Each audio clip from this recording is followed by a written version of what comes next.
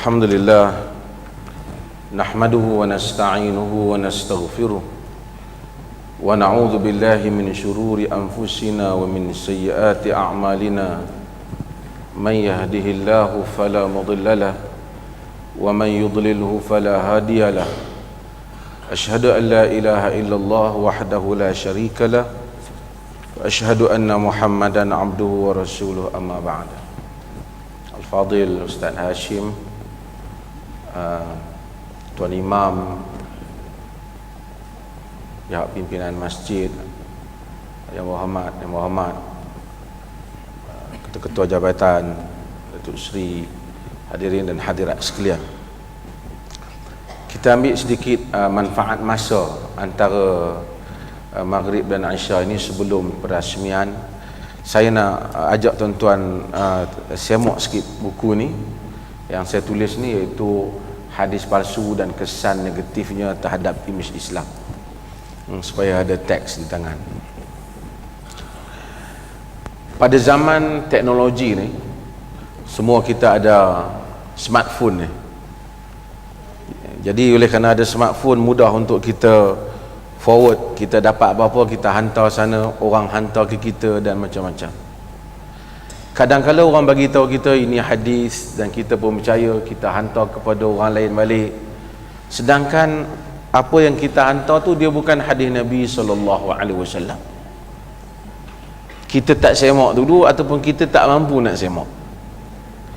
Dan kita mungkin anggap benda tu satu benda kesalahan biasa.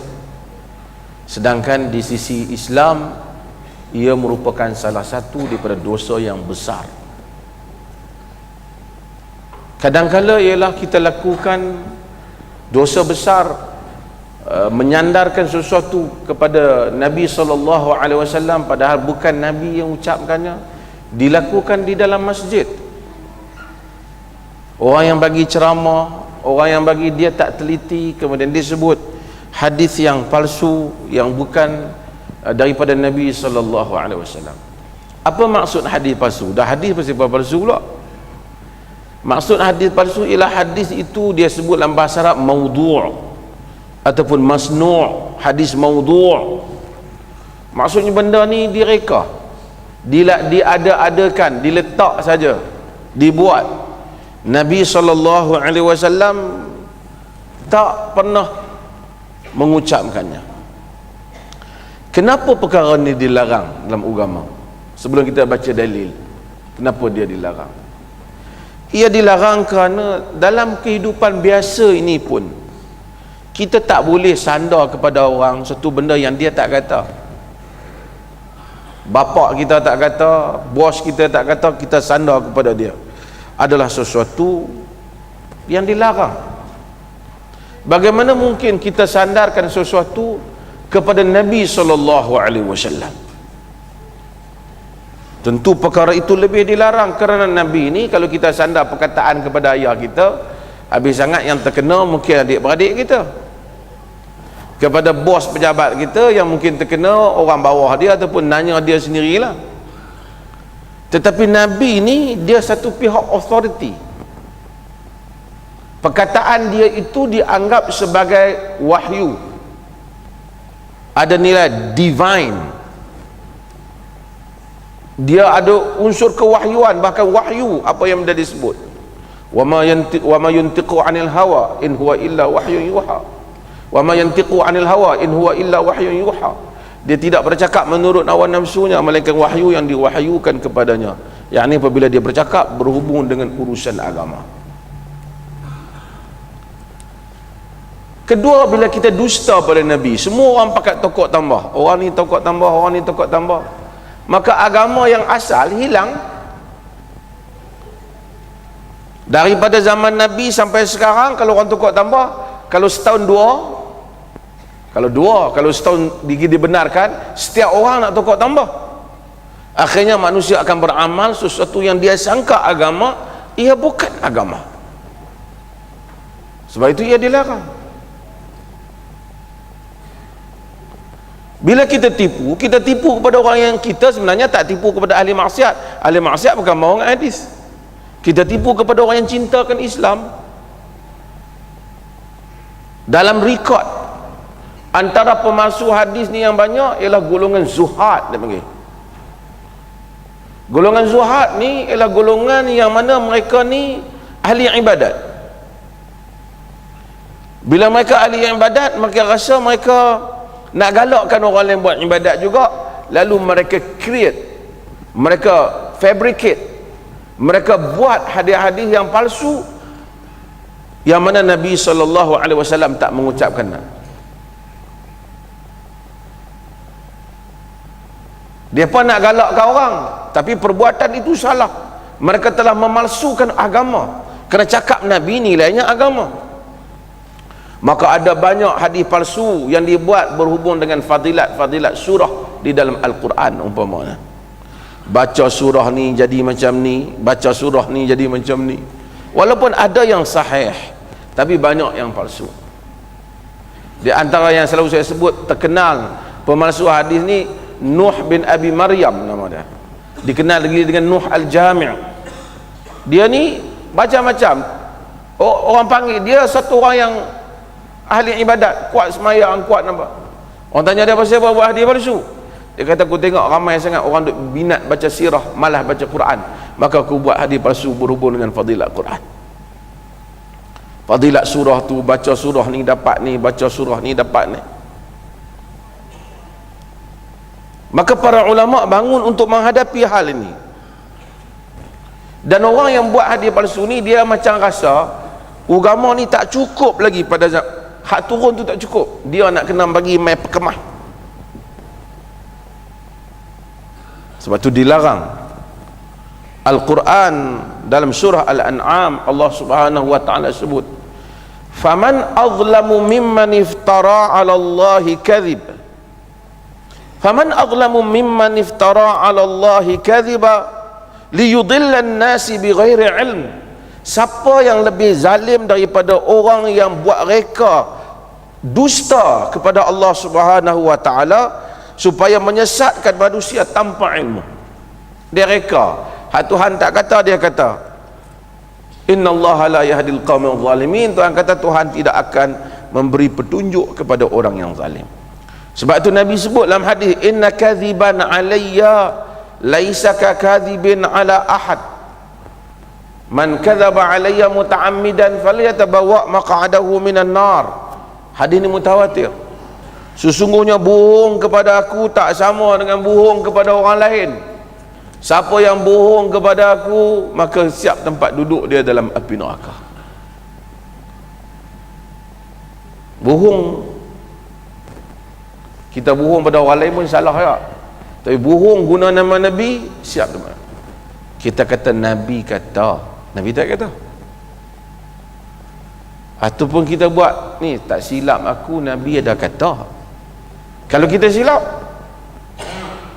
ataupun kadang-kadang orang lain bohong, kita tolong forward bohong tu. Pasal agama ini dia ada nilai. Dan kalau kita benarkan manusia bohong, lama-lama agama akan menjadi sendaan orang.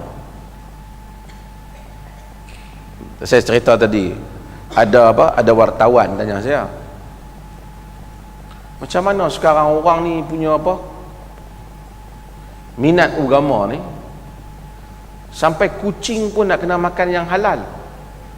Kan kita tengok iklan makanan kucing yang halal. Jadi orang pun pakat belilah makanan kucing yang halal. Saya nak kucing saya makan yang halal. Kucing ni dia tak ada, dia bukan ditaklifkan makan halal, tidak, dia tak boleh tangkap tikus. Esok kita nak tengok kucing, kita tak kata jangan tikus haram, jangan makan. Berkurun lamanya. Syariat ni mai kepada kita, orang yang berakal, orang yang berakal. Syarat lagi baligh dah. Binatang tak kena syariat. Dia hantar pada manusia. Kalau binatang kena syariat sama dengan kita, kita tak boleh sembelih dia, bunuh nyawa.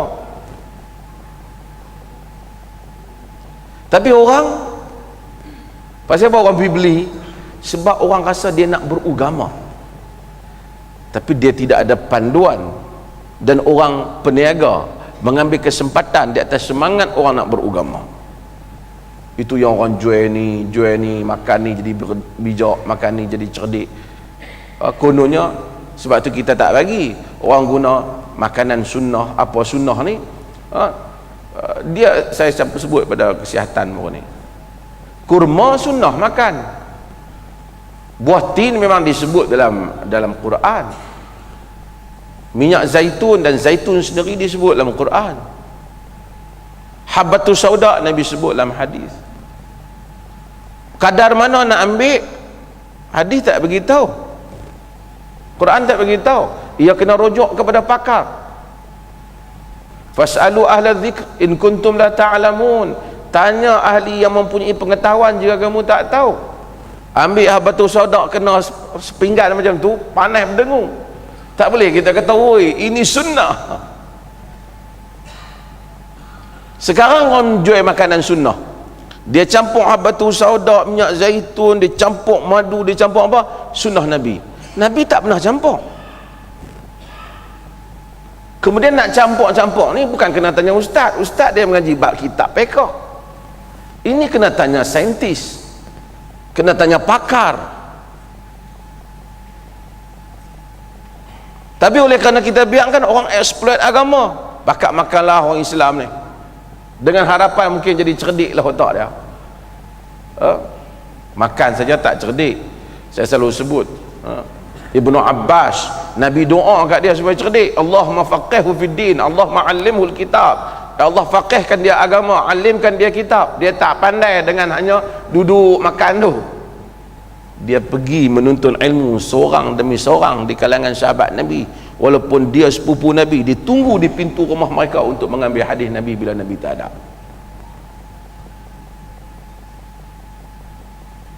Ini semua sebab agama mempunyai ruang untuk orang melakukan eksploitasi. Sebab itu kita tak boleh sandarkan apa-apa kepada agama ni, melainkan kita pasti daripada sumbernya. Nabi SAW sebut, yakunu fi akhir zaman dajjaluna kadzabun ya'tunakum minal ahadithi bima lam tasma'u antum wala aba'ukum fa iyyakum wa iyyahum. Pada akhir zaman kata Nabi akan ada dajjal kadzab. Dajjal ni dajjal lah, dajjal. Arab kata dajjal ni pendusta. Dajjal dan pendusta, mereka akan bawa kepada kamu hadis-hadis yang kamu tak pernah dengar, mak bapak kamu tak pernah dengar. Fa iyyakum wa iyyahum, jaga-jaga kamu daripada mereka. La yudillunakum wa la yaftinunakum, jangan sampai mereka menyesatkan kamu, mereka memfitnah kamu. Maka banyaklah hadis-hadis yang mai yang kadang-kadang niat dia tu betul nak nasihat orang, tapi jadi kartun. Macam saya selalu sebutlah, hadis cerita asal usul tembakau umpamanya, dia nak harap habaq jangan sarokot, niat tu betul. Dialog iblis dengan tembakau pula, kita pun orang hantar tok WhatsApp, percayalah budak. Dialog Nabi dan iblis yang dulu sebahagian masjid-masjid selalu ada, saya selalu sebut. Kononnya Nabi tanya iblis, apakah tempat yang menjadi kegemaranmu? Kata iblis, panggung wayang. Zaman Nabi mana ada panggung wayang? Sehingga dialog tu nak berlaku macam tu. Dan diedar, ditulis dialog Nabi dan iblis, orang pun percaya. Tak apalah, niat dia tu betul, tapi niat yang betul dengan cara yang salah adalah tidak dibenarkan.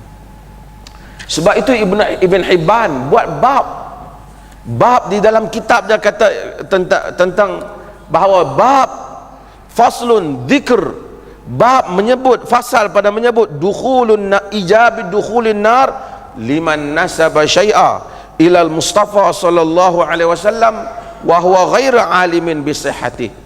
Bab wajib masuk neraka sesiapa yang sandar sesuatu kepada Nabi sedangkan dia tak tahu betul ke salah. Jadi kita tak boleh sandar, kena tanya. Kerana Nabi SAW larang. Macam mana ahli hadis dia nak trace benda tu betul itu pun salah? Ini panjang ceritalah, kita tak cukup, tapi saya nak dia trace melalui, dia panggil al-isnad minad din. Laulal isnad laqala man sya' ma sya'. isnad, sanad hadis ni dia, kita tengok tak, an Abi Hurairah, daripada Abi Hurairah. Dia tak main daripada Abu Hurairah tu. Daripada Abu Hurairah tu kita tak jumpa Abu Bukhari tu, dia tak jumpa Abu Hurairah, dia jumpa guru dia. Dia mesti daripada satu ke satu sehingga sampai kepada Abu Hurairah. Dan kemudian setiap perawi itu hendaklah disemak latar belakangnya, zaman dia hidup, latar kepengembaraannya, kadar ingatannya jika dia meriwayatkan daripada ingatan, komentar orang-orang pada zaman dia mengenai dirinya, perbandingan riwayatnya dengan riwayat orang lain. Siapa yang dengar daripada Abu Hurairah? Adakah seorang saja? Mungkin ramai orang lain yang dengar riwayat macam mana. Dia buat satu komparatif terhadap satu riwayat sehingga diputuskan riwayat ini sahih. Kalau dia jumpa padanya ada rawi pendusta, maka dia akan beritahu rawi ini pendusta. Dalam tulisan saya ni, lama lah tulisan ni, saya saja nak bagi ada bahan di tangan tuan-tuan ni. Dia ada beberapa kesan kalau kita ambil hadis palsu ni. Banyaklah kesan dia. Salah satu kesan dia ialah di mana akan merosakkan akidah kadang-kadang. Rosak akidah orang. Ada hadis-hadis sampai membabitkan masalah akidah. Contohnya, lau ahsana ahadukum dhannahu bihajar lanafa'ahu. Jika seseorang kamu bersangka baik dengan batu, nescaya batu tu boleh memberi manfaat kepada dia. Itu yang buat batu cincin tu. Dan kadang-kadang ada riwayat tentang apa, binatang-binatang tertentu, orang ambil percaya dalam binatang tertentu. Riwayat ni palsu, hak tadi ni palsu. Tu palsu tu. Ibn Qayyim sebut contoh yang familiar lah dalam masyarakat Melayu, iaitu ayam putih. Dulu orang, Ibn Qayyim tak sebut tentang masyarakat, tentang orang Melayu lah. Ibn Qayyim sebut tentang hadis palsu ayam putih. Ad-dikul abyad sadiqi wa sadiqu sadiqi Jibril. Atau ayam putih ialah kawanku dan kawan kepada kawanku Jibril. Maka ada kepercayaan bahawasanya ayam putih ni dia ada kelebihan. Ni hadis palsu.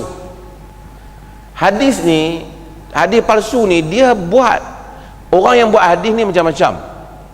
Kadang-kadang orang tu dia disebabkan dia peniaga, rumah dia ada ayam putih, dia buat ada ayam putih, dia senang pada Nabi SAW. Dia kalau jenis jual batu, dia sebut tentang batu, dia sandak kepada Nabi SAW. Maka sebab itu bahaya dengan hadis-hadis yang palsu yang seperti ini. Kadang-kala dia hilang kewibawaan agama, kewibawaan para Nabi. Ni banyaklah dalam contoh. Di Perlis ni dah lama tak dibenarkan ada buku di masjid, iaitu buku dia panggil Majmu'atus Syarif atau Majmu'us Syarif.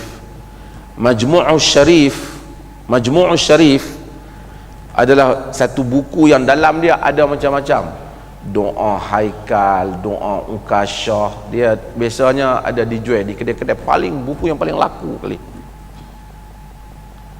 Dalam buku tu banyaklah cerita, siapa yang baca doa ini maka pahala dia seperti 70,000 para nabi.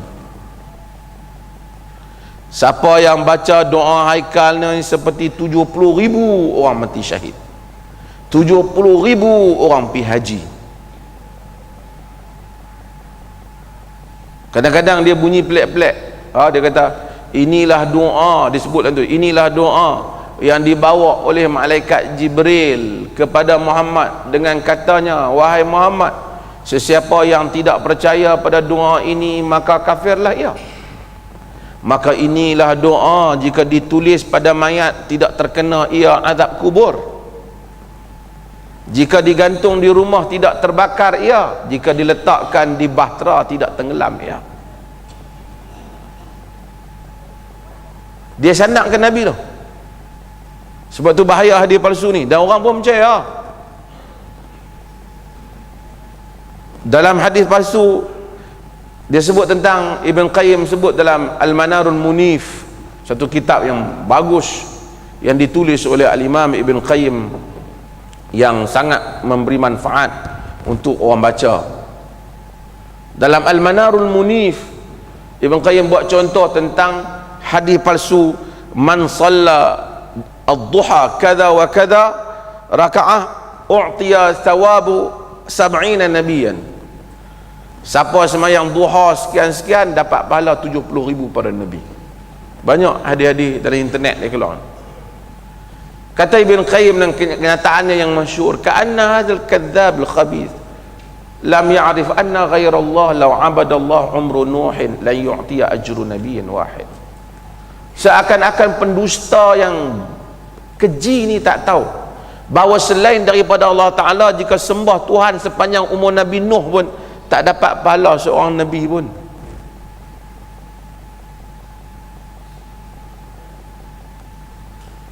Ni pahala 70, dia buat 2 rakaat 70,000 para Nabi. Dia kata tentu dah aku tak masuk neraka. Seorang Nabi pun tak masuk neraka, dah aku dah lebih daripada 70 Nabi ya. Bukan 70,000 Nabi. Sebahagian 70 Nabi, 70 Nabian, 70 Nabi. Dulu ada, kita duk komplain, zaman dulu kita komplain. Sekarang tuan-tuan tak tengok lah, dulu ada. Kalau semalam bulan yang tarawih tu, bulan puasa, dia akan ada fadilat malam pertama, malam kedua, malam ketiga sampai malam 30. Siapa semayang malam pertama dapat sekian, semayang malam ni dapat berapa puluh ribu para mati syahid. Ada semayang malam tertentu seperti pahala Nabi Allah Ibrahim. Dengan 8 rakaat ataupun 20 rakaat dah sampai Nabi Allah Ibrahim ni. Tu dia kata aku tak masuk neraka dah. Nabi Ibrahim tentu dah tak masuk. Tahun lepas semayang, tahun ni semayang 2 kali Nabi Ibrahim. Sebab itu bahaya. Agama larang hadis palsu ni. Dia menjatuhkan martabat agama. Ada malam tu seperti sekalian para nabi.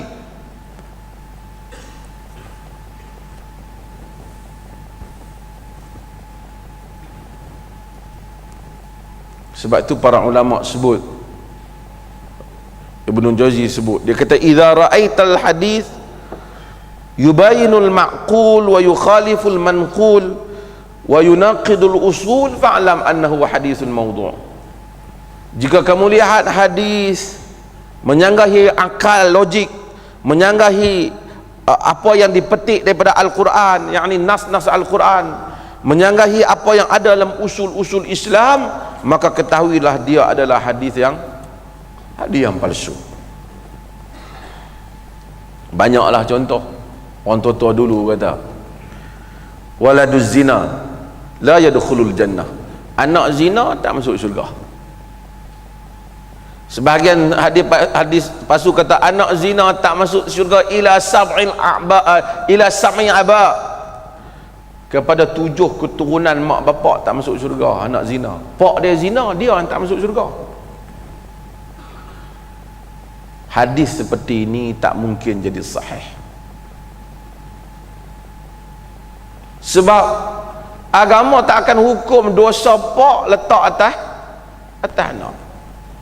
Pak dia yang berzina, anak dia masuk neraka, apa siapa? Kalau kata pak dia masuk, tak apalah, pak dia pun mungkin dia bertaubat. Ni waladuz zina la yadkhulul jannah. Anak zina tak akan masuk syurga.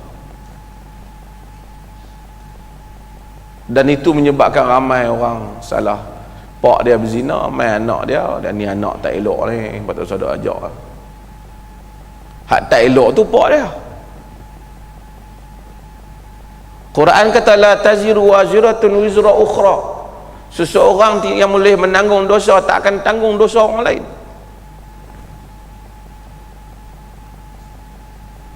Dia against, dia bertentangan dengan prinsip agama. Dia tak boleh jadi hadis macam tu. Hadis palsu ni kata ulama hadis bau Ahli hadis tengok bau. Pasal apa? Pasal dia bercanggah.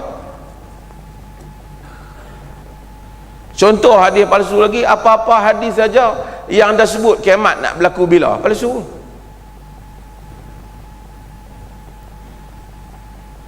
Sebab Quran kata yas'alunaka 'anis sa'ah ayyana mursaha qul innama 'ilmuha 'inda rabbi. Mereka tanya engkau wahai Muhammad, bila kiamat ni? Katakanlah ilmunya di sisi Tuhan. Dalam surah Al-A'raf. Mari Jibril, mari duduk tanya kepada Nabi sallallahu alaihi wasallam, mata sa'ah, kiamat bila? Jibril tanya Nabi dalam hadis yang tanya Islam, iman. Nabi datang duduk pada fa asnada rukbatayhi ila rukbatayhi wa wada'a kaffayhi ala fakhizai. Dia mari, dia sandang lutut dia dengan lutut Nabi. Dia nak ajak orang macam mana cara berguru. Dia tanya antara yang dia tanya Nabi, mata sa'ah, kiamat bila? Kata Nabi, mal mas'ulu anha bi'a'lam minasya'il.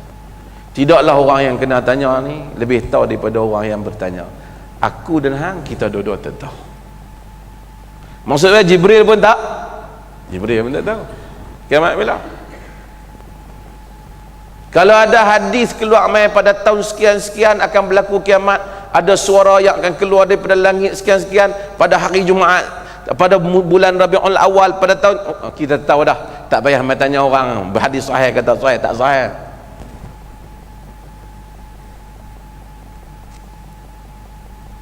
Hak duk fikir dulu ada Asy'ari Arkam meninggal dah.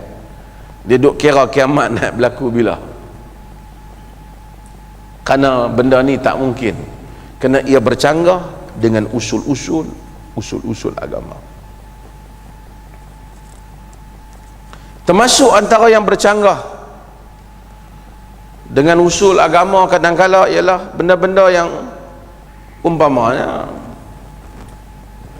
hadis yang menyebut siapa nama Muhammad, nama Ahmad masuk syurga. Hadis tu ada kesan dalam masyarakat Melayu. Tak apalah orang buat nama Muhammad, sebab tu orang Melayu semua nama dia berubah nama depan Muhammad. Saya pun Muhammad Asri, Muhammad Fauzi, Muhammad. Daripada kena ada Muhammad tu baru masuk syurga. Tak apalah buat nama Muhammad tu tak salah, tapi dakwaan hadis tu tak betul. Kerana syurga ni bukan masuk nama dengan nama, masuk dengan nama. Syurga ni masuk dengan amal. Kalau orang nama Awang pun dia beramal soleh, masuk syurga. Nama Muhammad pun dia tak beramal soleh, tak masuk syurga. Dia bercanggah dengan prinsip-prinsip agama. Dia tak boleh jadi hadis.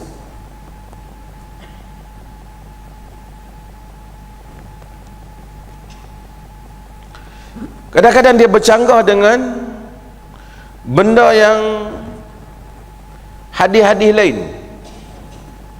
Yang ni selalu saya sebut contoh ni. Dalam buku ni saya sebutlah. Contohnya ialah riwayat, bukan hadis lah, hadis palsu.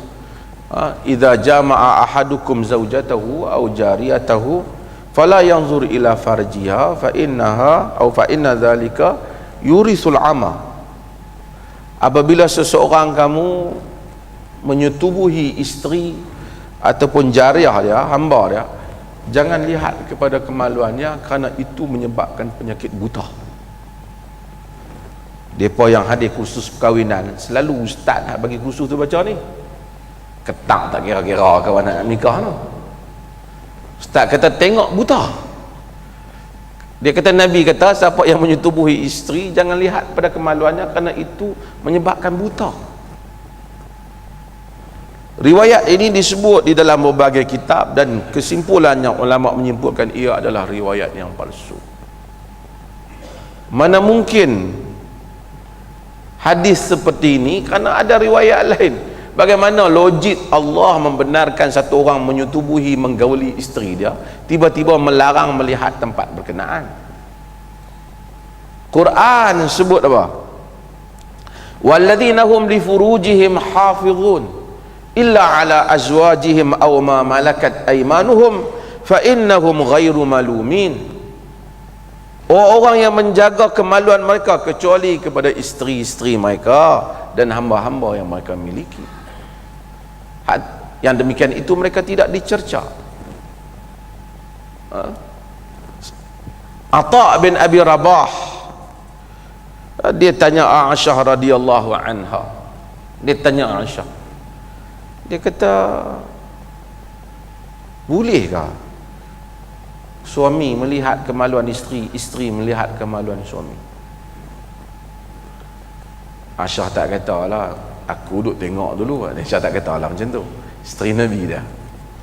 Tapi Aisyah jawab dalam bahasa yang lain. Kata Aisyah, kuntu aghtasilu ana wa Rasulullah sallallahu alaihi wasallam min ina'in baini wa bainah wahid fayubadiruni hatta aqula da'li da'li. Kata dia, sesungguhnya aku dulunya dengan Nabi kami mandi sekali. Aisyah jawab macam itulah, kami mandi sekali, satu bekas antara aku dengan dia. Kadang-kadang dia mendahului aku, yang ni dia cedok ayak banyak pada aku. Aku kata, tinggalkan sikit untuk aku, tinggalkan sikit untuk aku. Aisyah tak kata lah memang duk tengok pun, dia tak jawab lah macam tu. Tapi jawapan Aisyah ini memberi bukti bahawasanya bolehnya untuk suami melihat kemaluan isteri ataupun isteri melihat kemaluan suami. Dengan itu maka riwayat Habib kata siapa tengok jadi mata buta tu tak benar lah.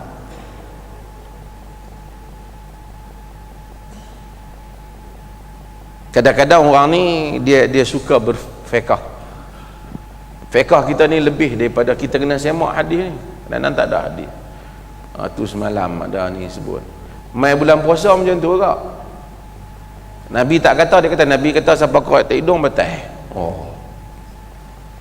Pakat duk gatal hidung seorang tu tekan daripada pukul 5 petang sampai pukul 7. Tak ada hadis macam tu. Sebahagian tu apa yang dipercayai oleh masyarakat, ditafsirkan. Nabi ni dia bercelak. Celak ni ada habuk. Kalau masuk jalan rongga semua benda masuk batai, Nabi tak bercelak lah. Nabi bercelak sedangkan dia berpuasa.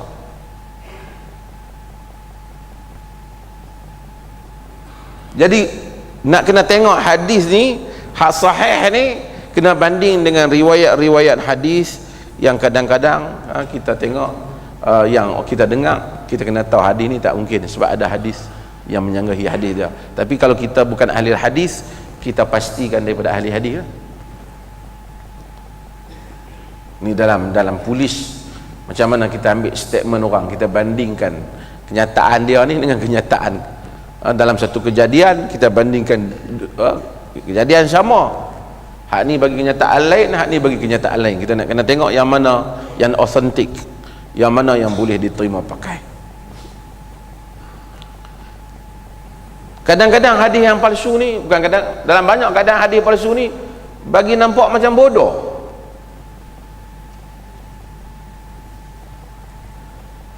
Ada hadis palsu kata, saya yang contoh, banyak contoh lain dah, saya ambil contoh yang saya sebut di sini untuk mudah. Inna safinatan Nuh tafat bil bait sab'an wa sallatil maqam raka'atain. Bahtera Nabi Nuh tawaf di Kaabah 7 kali tawaf dan sembahyang 2 rakaat. Bahtera tu.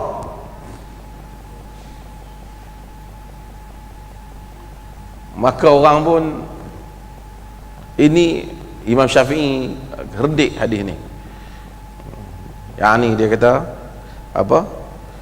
Dia mereka sendiri yang membuat hadis yang seperti ini. Macam mana bahtera Nabi Nuh pergi tawaf pula. Dan orang kita dia suka cerita-cerita ni. Sebahagian riwayat-riwayat ni dia mari melalui jalan yang saya sebut, yang kita selalu tahu, Israiliyat. Israiliyat ni dia asas cerita tu ada. Orang Islam, depa ni, orang Arab ni, asal depa bukan macam Bani Israel. Depa tak ada pengetahuan tentang kitab-kitab lama orang Arab. Bani Israel, Yahudi, dia ada pengetahuan sebab dia ada pengalaman, dia ada buku Taurat, dia ada Injil. Dan Yahudi dia, sebab itu apa-apa benda pelik-pelik orang Arab tanya Yahudi. Orang Arab ni pagan, dan dia orang tak menulis dan membaca, dan dia orang bukan civilized dalam erti kata bertamadun, dalam erti kata mereka ada buku, tak ada. Mereka ada syair, ada apa, tapi mereka tak tahu tentang agama-agama. Bila Nabi SAW datang, sebab tu dia pun tanya Yahudi yang duk terai Nabi, duk tanya tu surah dalam suratul Kahf dan seumpamanya, yas'alunaka 'anir ruh, mereka tanya tentang ruh. Yas'alunaka, banyak yas'alunaka, tanya tentang Dzulqarnain, tanya semua banyak benda tanya. Arab tak tahu tanya benda ni, Yahudi tahu isu ni. Yahudi kata apa tanya dia yang ni, kalau dia boleh jawab betul, kalau dia ruh, kalau dia jawab tak betul, dia buat syarat. Memang Nabi tak jawab ruh. Qulir ruh min amri rabbi, katakan ruh daripada urusan Tuhanku. Sebab itu bila Yahudi tengok Nabi, Yahudi kenal, ya'rifunahu kama ya'rifuna abna'ahum. Mereka kenal Muhammad ni macam mereka kenal anak-anak mereka sendiri. Pasal ciri itu ada, mereka ada maklumat. Cuma problem dengan Yahudi ialah mereka suka ubah keaslian buku ni, keaslian maklumat ni. Dia tokok tambah, itu tabiat. Bila orang Islam umpamanya baca Quran, ada cerita Nabi Nuh dan Bahtera. Tuhan tak cerita Bahtera panjang mana. Yahudi habang, Bahtera ni panjang dia berapa ribu hasta. Yahudi tambah. Bahtera ni buat daripada apa? Dia tambah. Dia kata semua orang Nabi Nuh ejek Nuh.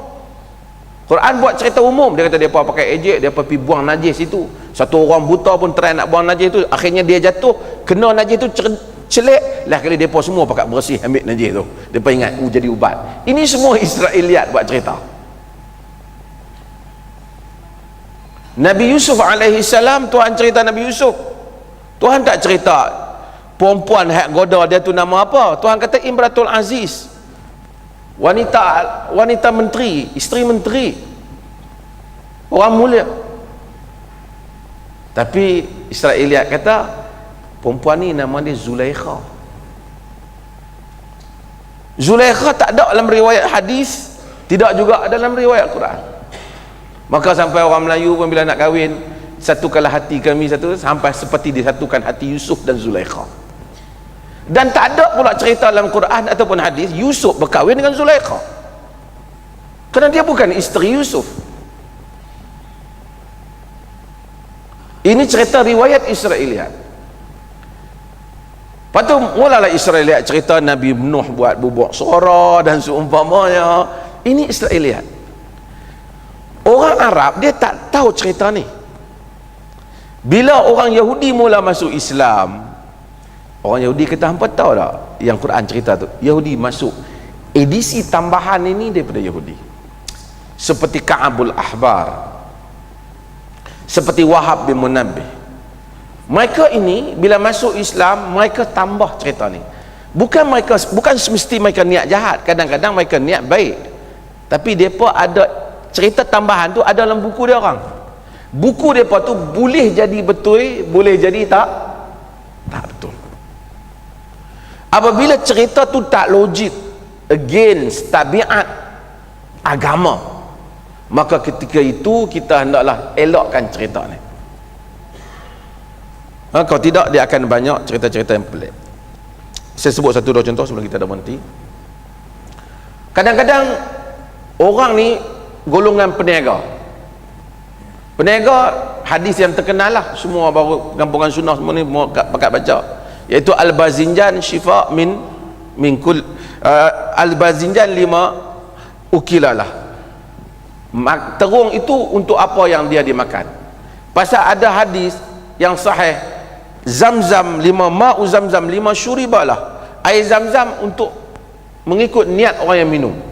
Jadi Tokek Terung pun kata, aku pun kena buat hadis macam ni juga. Jadi dia buat hadis tentang terung. Lalu ada orang beli terung. Kemudian Tokek kacang, orang kita panggil kacang apa? Kacang dal ni. Orang Penang kata kacang parpu. Kan? Kacang dal lah, adas. Tokek adas pun buat, adas ini adalah makanan para nabi. Tokek berah pun buat hadis, laukana ar-rusul rajulun, laukana ruzul rajulan lakana haliman. Kalaulah berah itu seorang lelaki, nescaya ia seorang lelaki yang bersopan santun. Tokek berah buat. Jadi banyaklah hadis-hadis palsu tersebar.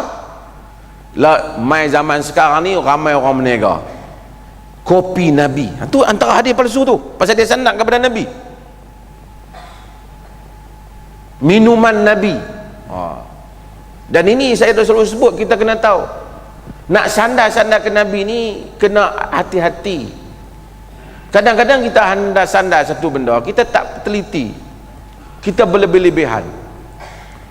Orang Melayu ni dulu ni dia jarang minum susu, kebelakangan ni minum susu. Orang putih lah kalau tengok minum susu ni, susu lembu. Lah ni bila kambing besar-besar main ni, orang mula berniaga kambing, perah kambing. Susu kambing ialah susu nabi. Tentulah nabi minum susu kambing, nak minum susu apa lagi yang ada? Susu lembu, susu kambing. Ada hadis tentang susu lembu, tapi berlebih-lebihan pula kempen tentang susu kambing ni. Adalah khasiat dia, kalau saintifik kata okey, tak apa. Tapi untuk dijadikan dengan minum ni jadi ini kerana nabi minum ni jadi begini, kadang-kadang itu tokok tambah. Nabi minum susu kambing, Nabi makan tamar. Ini semua benda yang Nabi makan yang ada pada persekitaran Nabi. Mana yang Nabi sebut bagus, kita beriman dengannya, kita terima. Mana yang Nabi tak recommend apa, kita tahu Nabi manusia, dia makan benda yang ada di sekitaran dia. Innama ana bashar, kata Nabi, sesungguhnya aku manusia. Ada orang bagi buah masam kat Nabi, Nabi makan. Dan kita kena tahu Nabi telah, antara benda yang terkena pada Nabi, Nabi telah diracun oleh wanita Yahudi di Khaybar. Sebab itu dalam riwayat, sehingga ke akhir hayat Nabi, Nabi kata masih lagi terasa racun Khaybar itu di dalam urat nadi aku. Sehingga menyebabkan sebahagian para ulama menyatakan bahawasanya Nabi ini termasuk di kalangan orang-orang yang syahid, kerana Nabi ini telah kena kepadanya, dia dibunuh oleh orang-orang, oleh wanita di Khaybar. Last, banyak lagi bab ni, cuma tuan-tuan boleh baca sendirilah. Contoh, ada hadis yang selalu dibaca, bukan kata semua salah, tapi antara yang ada tu dalam buku Fadail A'mal. Buku tu banyak juga benda yang bagus, tapi saya ceritalah, bukan nak kata kat jamaah tabligh banyak juga yang bagus, tapi dalam buku tu dia ada nukil beberapa hadis. Antaranya hadis bahawasanya Abdul Rahman bin Auf masuk syurga lambat. Yadkhulunal jannata habwan. Abdul Rahman bin Auf masuk syurga merangkak. Sebabnya kerana Abdul Rahman bin Auf ni kaya. Oleh kerana dia kaya, maka dia harta banyak sangat, hisab kepada dia tu banyak, dia kena merangkak baru boleh masuk syurga. Pertama kita kena tahu Abdul Rahman bin Auf ni 10 yang dijamin masuk syurga. Segala harta dia telah bagi kepada perjuangan Nabi SAW. Dia kaya. Ahli-ahli sejarah Islam kata Abdul Rahman bin Auf ni boleh tukar batu jadi mah. Bukan dia tukar batu jadi mah, maksudnya ahli berniaga. Dia pergi Madinah, orang tahu apa, dia kata bagi kat aku meja berniaga. Dia kaya sat, dia memang ahli perniagaan. Dia bukan tukar batu jadi emas. Tu dia macam cerita The Alchemist tu kan, dia maksudnya ahli perniagaan. Kalau orang Islam baca hadis Abdul Rahman bin Auf yang demikian punyalah berkorban kepada Nabi, masuk neraka, masuk syurga lewat merangkak disebabkan kerana dia terlalu kaya, Ertinya orang Islam hak lain tak boleh kaya dah. Orang Islam yang lain tak patut kaya. Kalau dia masuk merangkak, yang lain pasal menerap. Hadis yang seperti ini boleh menyebabkan memundurkan orang Islam. Tuan-tuan pernah baca kitab Tajul Muluk, kitab lama. Siapa baca buku karya Azizi Abdullah meninggal, seorang tua di kaki bukit, kaki gunung. Tok Ya kalau nak buat rumah, dia kena tengok dalam buku Tajul Muluk dulu. Dalam buku Tajul Muluk akan sebut hari apa naas, hari apa bala, buku tu kan sebut. Sebahagian daripada petua-petua tu diambil daripada hadis palsu.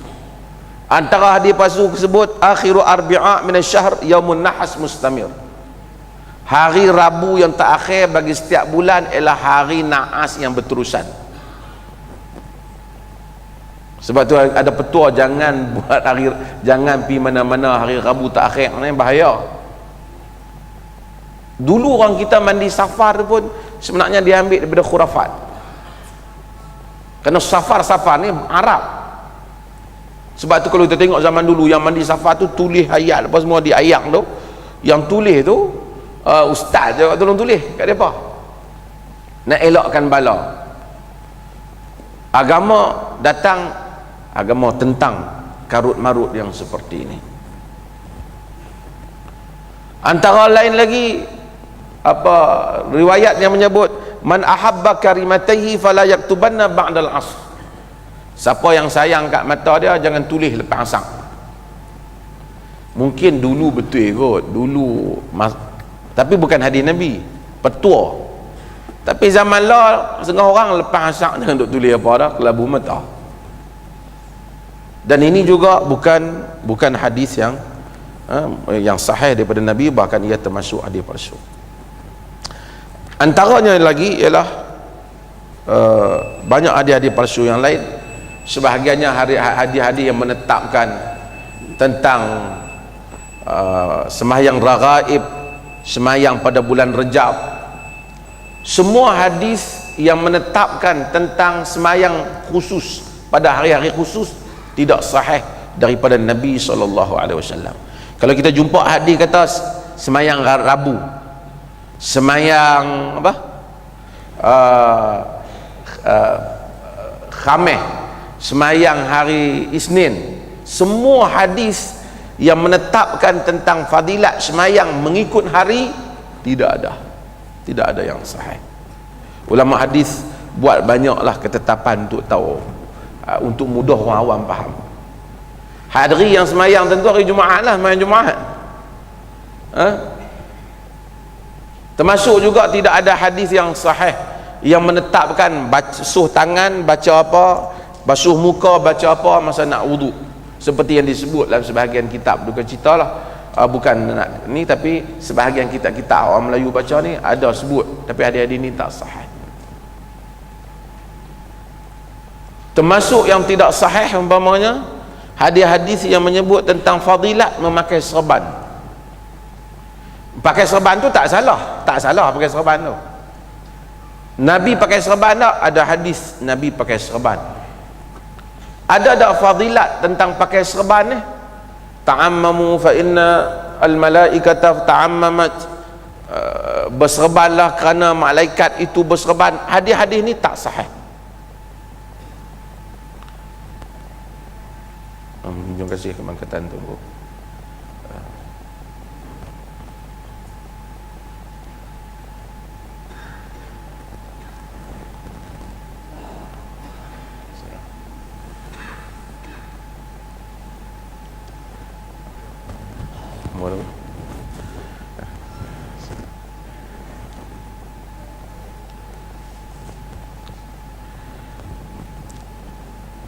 Maka hadis-hadis yang seperti ini, tunggu minta teruskan. Hadis-hadis yang mempunyai ciri-ciri yang saya sebut tadi, hadis-hadis ini tidak sahih dan tidak sabit daripada Nabi SAW. Maka sebab itu apabila kita baca hadis ataupun kita forward hadis ni kat orang, kita kena semak elok-elok supaya kita tak forward hadis-hadis yang tidak. Kadang-kadang banyak hadis-hadis yang tak ni bila masuknya bulan, masuk bulan Rejab, masuk bulan Syaban, masuk bulan-bulan tertentu, kita mula forwardkan hadis-hadis tentang bulan-bulan ni. Banyak yang tidak sahih, hadis-hadis yang berkaitan dengan hal yang seperti ini. Mudah-mudahan Allah Subhanahu Wa Taala rahmati kita dan kita ambil perhatian tentang hadis-hadis ni, terutamanya di dalam masjid ni lah. Masjid ni baru masjid baru ni, bila orang mengajar ni, kita kena tanya juga ustaz ni bila dia baca hadis. Kadang-kadang kita tengok hadis tu pelik kat bunyi. Ada orang baca hadis yang tak sahih. Kalau isteri tu dia jilat tubuh suaminya dan menghisap seluruh nanah yang ada pada tubuh suaminya pun tidak akan dapat membayar jasa suaminya. Hadis ni tidak sahih. Walaupun ulama bincang taraf kedudukan dia itu, kerana tak mungkin sampai begitu Islam merendahkan martabat wanita. Kadang-kadang banyak hadis ni yang mengajar ni ustaz. Jadi ustaz ni dia baca hadis belah lelaki je lah kan? Jadi belah hadis belah perempuan tu dia tak kena sikit. Dan banyaklah yang kita hendak hati-hati di dalam periwayatan hadis-hadis Nabi SAW, termasuk di dalam perkara-perkara yang membabitkan Israiliyat. Khususnya Israiliyat ni kisah-kisah yang kadang-kadang kisah itu ada di dalam hadis, ada dalam Quran, tapi dia punya perincian dia tu tak ada dalam Quran. Contohnya Nabi Khidir alaihi salam. Cerita Nabi Khidir ada dalam Quran, tapi detail kepada cerita Nabi Khidir ni antara yang masih hidup lagi. Sebab tu orang petua bila nak ambil pokok minta izin kat Nabi Ilyas dengan Nabi Khidir. Dalam riwayat Melayu lama dikatakan hantuah berjumpa dengan Nabi Khidir. Semua cerita Nabi Khidir masih hidup tak munasabah. Sebab kalau Nabi Khidir ni masih hidup, dia tak bolehlah duduk saja-saja seorang-seorang dia duduk biar orang Islam susah ni. Kata Al-Imam Ibn Qayyim, kalau Nabi Khidir masih hidup masa perang Badar dia kena mai. Pasal apa? Dia pergi ke lain tinggal Nabi Muhammad SAW seorang-seorang menghadapi tentera yang besar, sedangkan orang Islam sangat lemah ketika itu. Tapi orang kita banyak percaya Nabi Khidir bila menurun panggil Nabi Ilyas nak petik pokok. Ini semua hasil daripada khurafat yang lahir daripada sebahagian riwayat yang direka. Sebab itu maka berhati-hati di dalam membaca hadis-hadis Nabi SAW, kerana soal authenticity ataupun keabsahan, kesahihan hadis ni penting. Lah ni kita main forward lah, hantar. Sebab tu bila orang hantar kat kita mesej ni, baca dulu. Kadang-kadang dia tulis benda tak betul kan. Riwayat Bukhari baru ni saya sebut dalam ceramah, saya sebut kadang-kadang hadis tu betul, tafsiran salah. Tadi saya duk tengok pergi petang tadi, ramai orang mula duk bekam bayi ni, bekam kepala budak 20 hari itu seorang bekam. Lah pakat ramai duk bekam lah, daripada sunnah Nabi pi bekam budak, kesian 20 hari bekam. Itu saya kata Nabi ni memang dia bekam, tapi dia bukan bekam duk saja-saja pi bekam. Dia bekam kerana dia sakit kan. Ihtajaman Nabi SAW wa huwa muhrim fi ra'sih. Nabi bekam di kepala dia sedangkan dia berihram, kata Ibn Abbas, sebab dia sakit di kepala. Bila dia tulis berbekam sunnah, maka saya bekam anak bayi saya yang 25 hari. Dia bekam. Ini benda yang menimbulkan orang bukan Islam kan tengok, Allah bertambah beragama. Sekarang ni kita peningkatan agama ni bagus. Tadi saya cerita pasal apa? Pasal makanan kucing kena halal. Kucing tak macam. Satu lagi kita tengok, tak apalah, bukan saya nak salahkan Jakim. Ayam mineral pun cop halal ni. Tak apalah, bukanlah nak cop tu cop. Tapi saya takut satu hari nanti bila orang nak serve kita ayak pun, ayak ni halal tak halal. Ayat kosong ni. Sebab tu Nabi SAW dia tak sampai ke peringkat tu. Ada orang baru masuk Islam pada zaman Nabi, kabilah-kabilah ni baru masuk Islam, mereka bawa daging mari kepada Nabi dengan para sahabat. Sahabat tengok daging, sebab Rasulullah dia orang ni baru masuk Islam, dia tahu kan sembelih kan, risau kan. Nabi kata apa? Samullah wa kulu, bismillah, makan. Zahir dari Islam lah. Kita jangan tatabu' melebihi ajaran Nabi. Kita pergi rumah orang, assalamualaikum kawan kita hidang lauk, kita tak payah tanya dia ni, saya lah ni duk pergi masjid, duk mayang mau jadi kuat agama sikit, nak tanya ni gulai ni lembu dia sembelih tak? Oh kacau. Kawan kita Islam, kita tak tahu, aku pergi beli kat Lebay tu, dia Islam, hang tengok dia sembelih sendiri ke? Kalau nak main tatabu', kalau nak main ikut, nak pergi ke detail, masa dia sembelih tu dia bersimilah ke tak? Tak ada benda yang tuan-tuan boleh hidup dalam dunia ni. Sebab tu Nabi tak bagi.